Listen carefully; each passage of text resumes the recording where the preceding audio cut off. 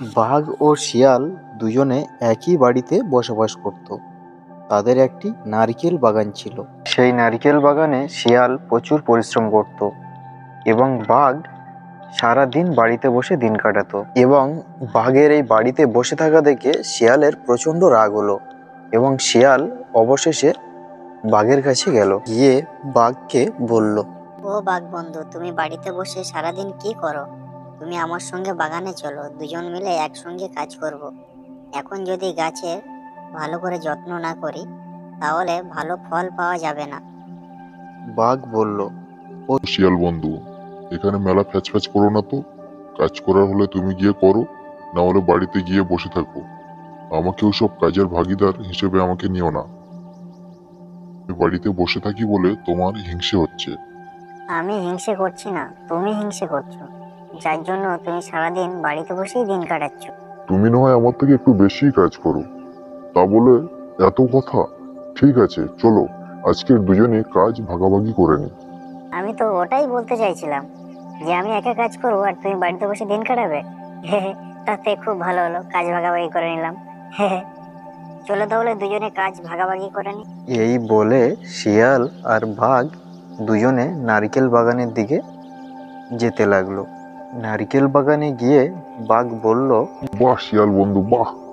তুমি খুব সুন্দর যত্ন করে গাছগুলি অনেক বড় করে তুলেছ এবং সেই গাছে খুব সুন্দর ডাব ধরেছে। তোমার কাজের কোনো জবাব নেই বন্ধু, বাহ!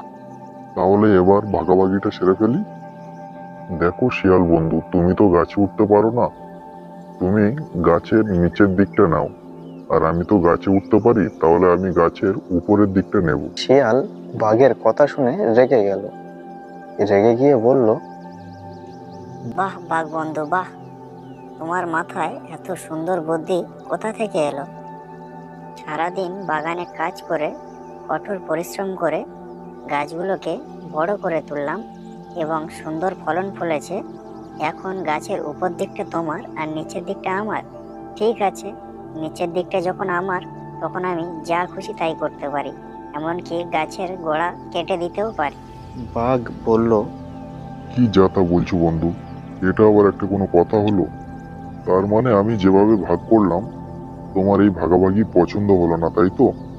অ্যাকচুয়ালি তুমি তো গাছে উঠতে পারবে না, তাই তোমার নিচের দিকটা নিতে বলেছিলাম।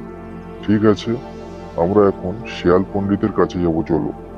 শিয়াল পণ্ডিত যেভাবে আমাদের ভাগ করে দেবে আমরা সেইভাবে মেনে নেব। ঠিক আছে, কি বলো বন্ধু, ঠিক বললাম তো?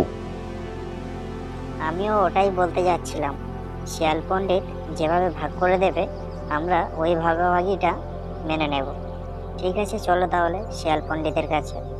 এই বলে বাঘ ও শিয়াল শিয়াল পণ্ডিতের কাছে যেতে লাগলো। শিয়াল পণ্ডিতের বাড়ির সামনে গিয়ে বাঘ বলতে লাগলো, শিয়াল পণ্ডিত, শিয়াল পণ্ডিত, বাড়িতে আছো? একটু বাইরে এসো, আপনার সঙ্গে খুব দরকার, আপনি একটু বাইরে আসুন। এইভাবে বাঘ ও শিয়াল দুজনে শিয়াল পণ্ডিতকে ডাকতে থাকে। সেই সময় শিয়াল পণ্ডিত নিজের বাড়িতে নিজের বেডে ঘুমাচ্ছিল। এইভাবে কিছুক্ষণ ডাকার পরে আবারও শিয়াল বলে উঠল, ও পণ্ডিত মশাই, একটু বাইরে আসুন। শিয়ালের কথা শুনে শিয়াল পণ্ডিতের ঘুম ভেঙে গেল। শিয়াল পণ্ডিত ঘুম থেকে উঠে বলতে লাগলো, ওহ, একটু দুপুরবেলা শান্তিতে ঘুমাচ্ছি, কে আবার এসে ডাকাডাকি শুরু করলো, একটু শান্তিতে ঘুমাতেও দেবে না। এই বলে দরজার সামনে শিয়াল পণ্ডিত চলে এলো।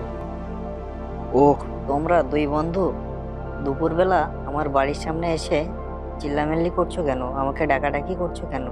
কি হয়েছে বলো? বাঘ বলে উঠল, দেখো শিয়াল পণ্ডিত, আমরা দুই বন্ধু মিলে নারকেল বাগানের চাষ করেছিলাম। তো এখন শিয়াল বেশিক্ষণ বেশি সময় দিয়ে অনেক পরিশ্রম করেছে, অনেক খাটাখাটনি করেছে নারকেল বাগানে, তাই সে চাইছে এখন আর একসাথে থাকবে না, নারকেল বাগানে ভাগাভাগি করে আলাদা হয়ে যাবে। তাই আমি একটা ভাগাভাগি করেছিলাম, যেহেতু আমি নারকেল গাছে উঠতে পারি তাই আমি উপরের দিকটা নিয়েছিলাম এবং ওকে নিচের দিকটা দিয়েছিলাম। তো আমার এই ভাগাভাগিতে শিয়াল খুশি নয়, তাই আমরা আপনার কাছে এসেছি, আপনি আমাদেরকে ভাগাভাগি করে সমস্যার সমাধান করে দিন।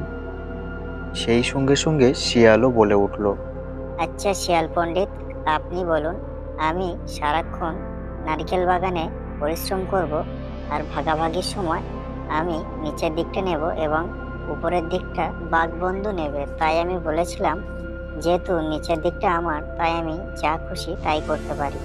আমি রাখতেও পারি, প্রয়োজনে গাছের গোড়া কেটেও ফেলতে পারি। সেই সঙ্গে সঙ্গে শিয়াল পণ্ডিত বলে উঠল, তোমাদের সমস্যার সমাধান এখানে হবে না। তোমরা আমাকে সেই নারকেল বাগানে নিয়ে চলো এবং সেখানে গিয়ে আমি তোমাদের সমস্যার সমাধান করে দেব এবং তোমাদের ভাগাভাগি করে দেব। বাঘ তখন বলে উঠল, ঠিক আছে শিয়াল পণ্ডিত, চলো তোমাকে আমরা নারকেল বাগানে নিয়ে যাব। এই বলে তারা তিনজনে নারকেল বাগানের দিকে রওনা দিল। নারকেল বাগানে গিয়ে শিয়াল পণ্ডিত বোকা বাঘের কথা এবং বোকা শিয়ালের কথা শুনে তাদেরকে সমান ভাগে নারকেল বাগান ভাগ করে দিল এবং এই ভাগাভাগিতে বোকা শিয়াল এবং বোকা বাঘ দুজনে মেনে নিল।